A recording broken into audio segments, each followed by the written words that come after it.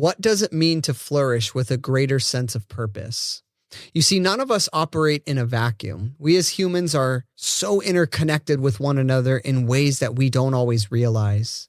And when we want to do great things in the world, it will most likely come in cooperation alongside other people. As an entrepreneur, I am indebted to so many valuable connections who have helped me arrive to where I am today. I cannot say that my business and that me being here was of my own doing. It was collaborative effort with many people that spoke into my life, gave me wisdom and direction and guidance of how to get to where I am now. And had it not been for them, I may have gotten stuck on autopilot. But as we'll see today through the film WALL-E, along with Jason's story and even the narrative practice of remembering, the connections we form with one another can help us flourish in our sense of purpose. And that's what will help you to think through today. Welcome to the Live a Meaningful Story podcast, where we learn how to navigate life one film at a time. We are four friends with backgrounds in storytelling, filmmaking, teaching, and narrative therapy. Join us on our quest towards telling and living our stories more meaningfully. I'm Derek Hatch. My name is Nick Natal. Hello, everybody. I'm Joseph Wilson. I'm Jason Lin. All right, we've arrived to the final of our origin stories. You've heard Joe's, you've heard Nick's, you've heard mine, and now it's time for Jason's. Now it's time for you. You're up. Yep. Just start talking. Dang. Hey, I gotta go to the bathroom. No, you have to go touch dirt, right? You're doomed. Bruce Banner All trying right. to leave. So we, of course, are going to talk about a movie that is a lot of things, but it's also a lot of things to you. And that's, of course, WALL-E. WALL-E. WALL-E. WALL-E. If I could throw up right now. I physically throw up in my mouth. Oh my goodness. WALL-E, one of the greatest romantic comedies ever made. Pixar really outdid themselves. Oh man. So we are going to dig into WALL-E, and Oh, literally. oh my gosh. Now, if you haven't seen this movie, by any chance you have not seen this movie, we are going to go into spoilers in these next two episodes. But let me start by reading the letterbox description. Let's go. After 700 years of doing what he was built for, he'll discover what he was meant for. WALL-E is the last robot left on Earth that has been overrun with garbage, and all humans have fled to outer space. For 700 years, he has continued to try and clean up the mess, but has developed some rather interesting human-like qualities. When a ship arrives with a sleek new type of robot, WALL-E thinks he's finally found a friend and stows away on the ship when it leaves. ... So, WALL-E is the only Disney Pixar film, either of those, to be a Criterion film. And it's well-deserved. It's a very beautiful movie. It is an absolutely gorgeous movie. It is many times, if you ask people what are the top 5 greatest animated films of all time, WALL-E is probably going to be in the top 5 for many lists that you'll see. And to be honest, like even the world is a very interesting world. Like I would be down to see like a live action type of something in just the world, not like just WALL-E, but just something in that universe where 700 years these people have been, the humanity has been like on a space cruise pretty much because the planet is like uninhabitable. I'm amazed that we haven't gotten a WALL-E prequel. Which world do you want to be in? The space cruise world? Or On Earth, trash Earth. Am I still a human? Well, what's interesting, the antagonist in this movie is really interesting, and that's the biggest difference between Age of Ultron. Yeah, because the cruise world is actually the antagonist. Is the enemy in this movie. Yeah. Well, there is like a central antagonist figure too, and it besides it just being the system that these people were born into. The system, my brother. It is. Who's the central figure? So, and we're going to talk about this more in the next episode, but the central antagonist and thematic antagonist in this movie is Autopilot. Yes, 100%. And it's funny because he is actually following his directive. Yeah. He's programmed this way. It's not his well, it is his choice, but that's the enemy of this. We'll talk more about it. Well, it's interesting because WALL-E is a great pairing with Age of Ultron. And at the end of our next episode, I'm going to reveal how all 4 of our picks tie together. But to tease that out a little bit, Age of Ultron, there was this vision of Tony wanting to just outsource what he was doing, like to technology, to AI, to something other. Yeah. And that way they could go home and they could just chill on the beach or whatever they're going to do, right? Yeah. This movie is if that actually happened. Yeah. This is what happens if that vision of Tony's became realized and humanity, it would cause humanity to go on autopilot. It's Ultron, by and large. Yeah. Ultron's got one of the best quotes in the movie, which we never mentioned, but he says, I think you're confusing peace with quiet. Mm-hmm. Yeah. And that's that space axiom. Yeah. That's right. Axiom. Yeah. So there's a lot in this movie. And the first thing I'd like to know is, Jason, for anyone out here who doesn't know you, why'd you pick this Why movie? do you like this movie? Why WALL-E? It's a movie about trash robots. That's funny. There's a lot of beauty in this movie, and I tend to gravitate towards movies that don't always have a lot of dialogue. I like show don't tell movies. Yeah. And the majority of the beginning of this movie is without much dialogue at all, but it's extremely human because we see WALL-E. He's very expressive. He's very emotive, if that's a word. And he doesn't have to tell us how he's feeling or say it. Like, we can all relate kind of with just the moments of fear where he's just kind of bumbling around or he's trying to be brave or he's just kind of like, whoa. Yeah. Like, he just uses little sounds. Oh, like we all know what that is. But there's so much more to this movie than just a story about two robots falling in love. And it really explores the beauty of life that we can often miss. And it's just fun. It's a fun movie. Yeah. And it's like disguisingly bleak too. Yeah. Like the shot when we go to Earth and no one is there. It's dead. It is a dead planet just full of trash. It's taller than buildings. And then just the scary reality of the axiom and all the people who have evolved to not be able move or do anything. Like they have like 8 bones in their body. And side note, if they were living on that ship for 700 years, they would have ran out of food. They were probably eating like the dead bodies on that ship. There would be dead bodies. They just. But if you think about, of course you would dark. Of course he would take it there. I mean, to be fair though, all their food is drinks now. All their things are drinks. It's just flavored drinks. That's a Soylent Green situation. Where are you going to have those bodies? They're not putting that in the space. They ran out of food the first 100 years they were out there because they were prepared to be out there for 5 years, and it turned to 700 years. No, they've got like a generative food lab. Yeah, they said something when he's going and checking the system. Yeah, it says generative food lab. I don't know if it's just like artificially created. Yeah, they're making meat in labs, so maybe they figured it out. They're making meat somehow, or they're using the bodies as meat. Well, that's a whole other conversation because this movie is very prophetic in a lot of ways. It's very relevant right now. Texas Chainsaw. I thought the same thing.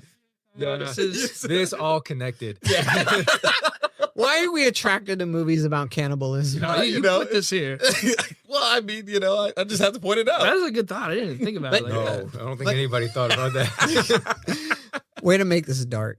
But I do think that there's a lot of things in WALL-E that are very relevant to us right now, like in Age of Ultron. Yeah. Even just like that small thing of creating food. I mean, do you guys ever read or see these like shows or documentaries about how like they're trying to get all meat to be lab produced now and all? And I'm just like, I heard about that. That's scary. It's terrifying where some people want this world to go, like the vision for it, all in the name of progress, right? Like, I'm really surprised there hasn't been a prequel made like for WALL-E that tries to explain how this all happened. But I like the ambiguity of kind of wondering like, what did we do? Because by and large, it's just one corporation and owns all the food industry. It owns the government pretty much. Gas, like everything. You go and you see it all panning and everything. There's no other company that even exists besides by and large. Or government. Yeah, it's just by and large. So if we had that today, would it be Amazon or Apple? Would they be the by and large for Amazon for the future? Amazon. Yeah. I feel like Amazon is huge. Yeah, they would fuse. They would. Amazon's like HAL 9000. in 2001. Oh yeah, we got to talk some 2001 They have their own too with fleet, this. pretty much. Yeah, Like, they Jeff do. Bezos is going to be the guy on all the screens talking to the by and large. Yeah. It's going to be him. Yeah, by and large, that is like the God figure. I just thought of this. I had never thought of this with Wall-E, but like in the book of Revelation, there's like these two beasts. You know, there's a beast that like everybody worships, like they acknowledge is in control, but there's the second beast, it encourages the worship of it, right? So there's like this poisonous relationship between by and large the corporation and what's the AIs in Wall-E, the Autopilot.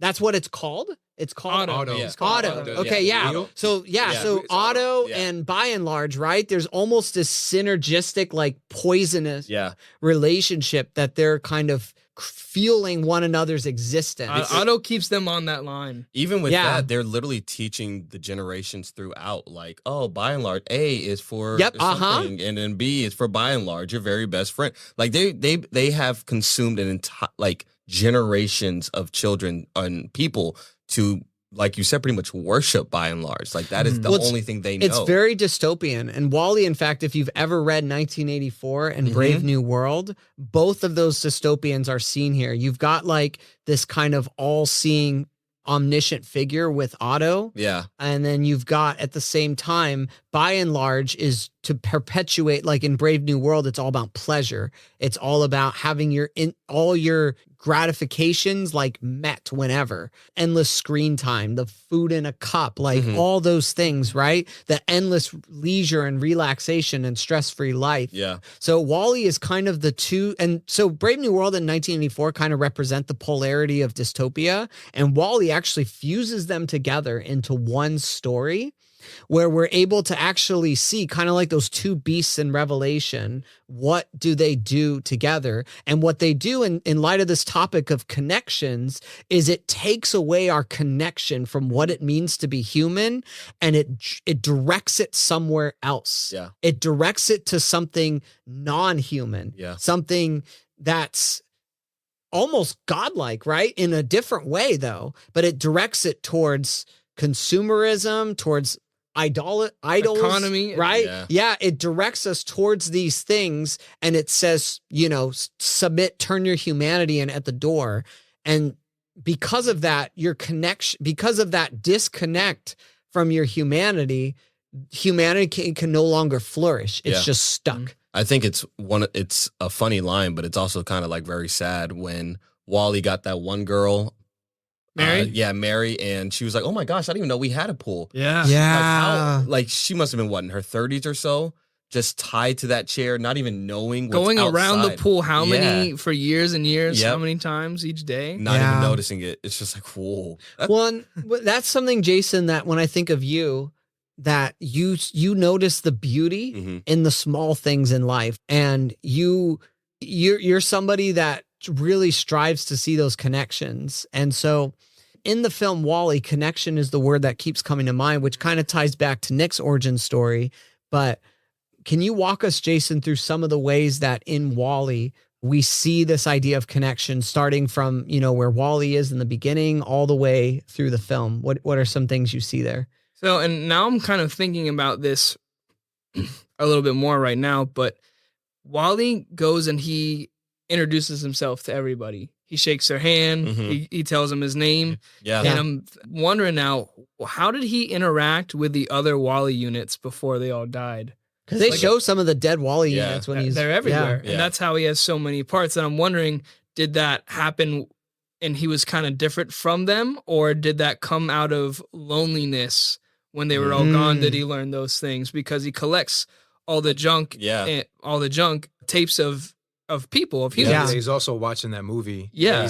His mind is being fed through that kind of connection. And he learned that from humans, like from people.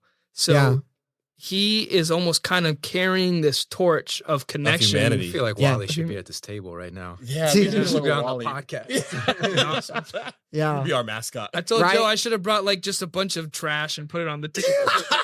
Some dirt. That'd be fair. or a little plant. That'd be cool. Well, it's interesting because I think Outside, that's get a how plant. Wally survives. Is Wally Yes. connects to something bigger than himself. So all the like stuff he collects, which I relate to that side of Wally so much, just like finding stuff, yeah, Joe, right? We're right there. Collection Finding Goodness. finding Good that finding Collection. that sense of connection with things is actually something that helps sustain purpose and helps us to flourish, because Wally's in trap, like it's just garbage. Yeah. He is surrounded by literal garbage, and he's finding treasures to hold on to. And I think that's the only way he's survived. That's why he's the last Wally unit, is because I think the other Wallys were just in their directive. They were just cleaning up trash and they couldn't find the treasure. And that's what shuts us down as people. Yeah. They just kept their head down and kept going forward until they ran themselves aground and died. Like good sci-fi, this movie ain't about robots. It's really about humans. Yeah. And what's cool about it being about a robot is that anyone can put themselves into that and see, like a robot is not any one person or race or or anything. It's like anyone can see themselves like, yeah, I can see that in me, or that makes sense. And that's for all of them. And connection is what keeps Wally alive. But when everything is gone, the yearning for connection also keeps him going. Yeah. And he even finds the only living thing in the world is a cockroach. And he and the cockroach are cool. And there's a moment where he runs over it and squishes it, and he just immediately he's just looking at it. The little thing pops up. Yeah, nothing can kill the cockroach. I love the fact that they were able to, like Pixar has been able to make people love a cockroach and a rat. Yeah. Mm-hmm. Yeah. Ratatouille. Ratatouille's also so good. Yeah. Back to back too. Yeah. I know this is when Pixar was firing on all cylinders. We got Ratatouille, Wall-E, and Up. Back to those three back to back. Guess what? Wall-E does not have a single fart joke, guys. I know. That's the sign of a good Pixar movie. Is devoid of any fart or stupid jokes like that. Well, Wall-E's surprisingly mature. Like the first 10 minutes or so, there's no dialogue. It's like a silent film. It's like 25 minutes. Yeah. It's like more than Really, and even after that, like most of that film is silent. Yeah. It's just it's an atmosphere. The music is beautiful. You didn't even see the first human until like 30 minutes into the movie. Like, right. Besides Fred Willard on the screen, but yeah. It's kind of interesting. I just thought of this, that we're watching two robots have the most intimacy. We're learning connection and intimacy through two robots and the humans are actually the robots in the story. Oh, wow. That's good. Yeah. And they're learning how to be intimate and connect with each other from a robot. Yeah. From a dirty trash robot. So it's that reversal is that was awesome. Well, and even when Eve, the other robot, comes down, right? It's Eve, right? Yeah. So when Eve comes down, Wally's directive, at least how I interpret it, Wally's directive is to connect with Eva. Yeah. Like that is what keeps him going. That's how he flourishes, is by connecting with other people. Starstruck over that woman. Man, I got right. He's infatuated. Yeah. But with Eva, or Eve, I'm going to keep saying Eva. That's what he calls her. Yeah. It's Stranger Than Paradise. Yeah, I know, right? It all connects, I'm telling you. But with Eve, it's interesting because Eve has a different directive, and her directive is obviously find the plant. And again, she doesn't quite know fully what it means, but it's interesting because both of their directives, they need each other to fulfill them. So Wall-E, in order to connect, obviously needs Eve, right? But to truly connect, he needs to understand what Eve needs. And Eve needs to protect this plant because that's what's important to her. And so Wall-E's going to help Eve with her directive, but Eve along the way recognizes that she needs to connect with this lonely robot with Wall-E, right? And the moments that they have to connect, like one of my favorite moments is when she rescues Wall-E from out in space. Oh, right? My gosh. And then they're just dancing. And I mean, that's basically where their directives align. And it's this beautiful dance. And that's what human connection really is. Yeah. It's in any form, it's a dance. It's you lead, I follow, vice versa, right? And you become one as you dance. You know, you go from being two separate entities to becoming one. Yeah. Yeah. No, That's cry. It's awesome. And then And Wally's desire for connection is infectious because he kind of knocks everyone off their little path. The path, yeah. Which is awesome. The movie just has all these lines that they all follow and go, and they're led along, and it involves everyone kind of jumping off that path. But Wally just knocks people out. It is funny too. Yeah. Like John, the one guy, he just gets knocked off his chair completely because of Wally. Yeah. And he's like looking around and like, huh? Yeah. John, nice to meet you. Yeah. But he's the only one to put John back in his chair because he's just waiting for a server spot. And because Wally's like, here, I'll just put you back on there. Oh, well, I gotta go. Bye. Even with the little cleaner robot. Like, he knocks him off that line. Yeah. He's like, and he saved their lives. If it wasn't for that, for Wally doing that, they would have died in that trash compactor and shot off into space. I like Mo. Mo's funny. Mao. And and then Mary as well. Yeah. Like she's complaining that she can't find that her dating life sucks, which is actually funny. She's talking to her friend over she's like, every holo date I've been on has been terrible. I know all men are terrible, all men are bad. And then Wally just pushes her and she's like, huh? What? And she looks around at everything. And so connections help us kind of knock us out of just this.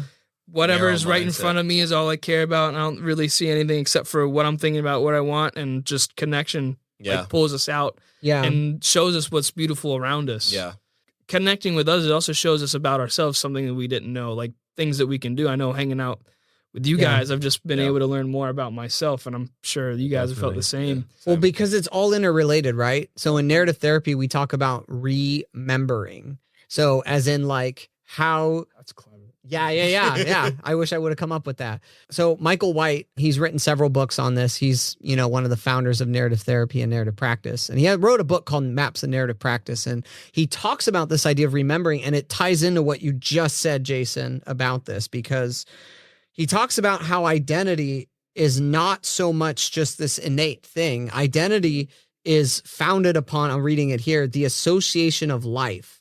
So in other words, there's all these different things moving around us that we interact with. And it's our relationship with those things, the pieces that we take, that actually starts to form our identity, right? Mm-hmm. So Wally has that identity early on where he's like, oh, he likes dancing because he saw it in a movie. Right? How many of us can relate to things like that? But then it's interesting because there's an aspect of his identity that becomes more fully developed in his connection with Eve and in his time when he's out in space and he's like helping other people to connect, right? So that sense of purpose there. But this idea of remembering, I'll read it here. It says, remembering conversations provide an opportunity for people to revise the memberships of their association of life, to upgrade some, to downgrade others, to honor some, to revoke others, and to grant authority to some voices in regard to matters of one's personal identity.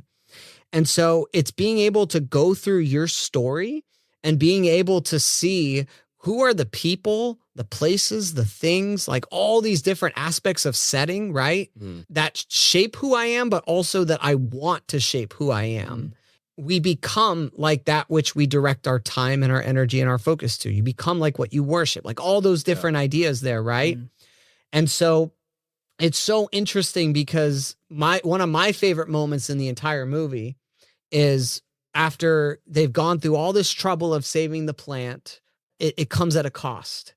And that's, of course, Wally loses his memory. And you know me, I get triggered by that stuff because it's very emotional and meaningful to me in light of what I've seen in my life. And so when Wally loses that and he just goes back to being an ordinary Wally with no further directive other than to clean up trash, your heart breaks in that moment. But then Eve calls forth that identity. And it's interesting because she tries to do it through the stuff and the stuff doesn't work anymore. Because that's all it is, right? It's important, but it's stuff. Yeah. But the thing that calls out Wally's identity is what? The connection. Is connection. The spark between them. It's connection. That's the spark. That is what calls forth identity. And that statement, that's like such a narrative practice idea there. The fact that another person can come forth and bring that which of your identity that you've forgotten, that's been buried right through trauma. And then now that comes out and Eve brings that forth. And what I think should have been the final shot of the movie, when Wally's hand starts to clench. And I'm like, that's what this movie is about. Well, that's awesome because they actually foreshadow that with two people that got knocked off their seats or whatever. Yeah. That moment they touched hands and all of a sudden they see each other for the first time. That little physical touch connected them. And that's exactly what happens to Wally and Eve at the end. Yeah. And John and Mary, they go and they save the next generation of kids when they're fallen, and she swings them over and they catch them. In fact, like that spreads to everyone else, because how do we get the plant to the hollow, whatever, I can't remember. The whole community joins together and kind of and even the faulty robots, the psychoid robots, they use their gifts to like fling the thing over, and then the people are passing it. And so everyone together who have united because of this little robot, or John and Mary see the two robots dancing and they're inspired by that. Yeah. It spreads to everyone, and together they turn back to the plant, which is really just hope for a life outside of what they're living, and put it back in, and lead back to Earth. Wally helps humanity remember who they are. That is crazy. And that is what Eve helps Wally to do at the end of the film. Yeah. And that's cool. Like and Wally, that's what this movie's about. It's about remembering. Yeah. And it's not like Wally thought of all this on his own. He got it from who people used to be. He's taking what they had and what they've known and what they created, the arts, culture, music, fun, and love, and he's bringing it, but he is having them remember what they used to be. He's bringing it back to them, saying, this is what you guys used to be. Like the scene where the captain is like, tell me about Earth. Define farming, pizza. Define dancing. Yeah, like that's all remember. Oh, it's so beautiful, right? Because it's whatever has been lost, forgotten. Maybe this is why I really like this movie. Yeah. Is whatever's lost and forgotten, there's hope that it can be recovered somehow, in some way. Yeah. And humanity, when we go through these cycles of our history where it looks so bleak and it feels hopeless, this movie reminds me that there is always a seed of hope that's buried somewhere in the garbage. And our job is to be like Eva and find the seed and allow that seed to nourish it and allow it to grow so that we can reconnect with creation. Yeah. And ultimately creator. But that's interesting because I also think that Blade Runner 2049 also had the same idea. I was thinking of because Lorax, obviously. But isn't it interesting that the beginning of Blade Runner 2049, his whole journey starts with finding a plant. And that's his reconnection, right? Yeah. So it's like Wally is inspiring Blade Runner for all we know. Well, Blade Runner, the original Blade Runner inspired Wally. Yes, that is true, though. So it's stuck in the middle of both of them. That's cool. That is true. That is true. But Jason, any other thoughts on this idea of connection and how it helps us flourish? Yes, and it actually ties into this podcast too. Okay. And my time with you guys and us together. There's something that connection really does that's beautiful, is that it brings depth to our own discoveries. It brings another dimension. So, you know, Eve isn't some stick in the mud. She wants fun and she wants to connect. And like, as soon as the ship flies away, she like just starts zooming all over the place and she's happy. And Wally discovered all these cool things that he brings back. And he's like, oh, I like how that works. Oh, look at that. The diamond, the sparkle. I don't know what that is, but this box is cool. And he keeps all this stuff and he shows it all to Eve. And he yearns to show his discoveries and the things he finds beautiful with other people. Yeah. But she shows him another side of these things. He shows her the lighter and she's like, oh, and she flicks it and fire comes out. Yeah. And that keeps getting brought back throughout the movie. And he's like, I didn't even know it could do that. She grabs a light bulb and it lights up. Yeah. And the way she does the bubble wrap. Yep. Her dancing is super funny, by the way. She just almost destroys everything. Yeah. And just, there's another side that Wally didn't see that now he's able to see to like an even further degree of beauty because Eve could do something that he couldn't. Yeah. And because of her gifts and the way that she was, that was different than him, she's able to show him like even further what these things can do and what they can be. And it's awesome. And I think of my time with you guys, we all bring what we see in our discoveries together. Yeah. And then someone else goes, oh, hey, well, what about this? Someone flicks the lighter. Yeah, someone flicks the lighter. Like the thing about Tony's psyches talking to each other, I was like, I would have never thought about that. Mm-hmm. That's the light bulb coming. Yeah. So when we connect, we can see past just our own, our own lens. We can see, okay, there's something else here. There's something even more beautiful. It's just like that's us coming together and we see all this one movie and we see it all completely differently. Yeah. It's like different perspectives of The Last Jedi. I had to. I gotta be the one to do it. I know the timing. We could go one episode without mentioning Last Jedi. We can't. I don't think it's gonna happen. That's the rules. That's the rule.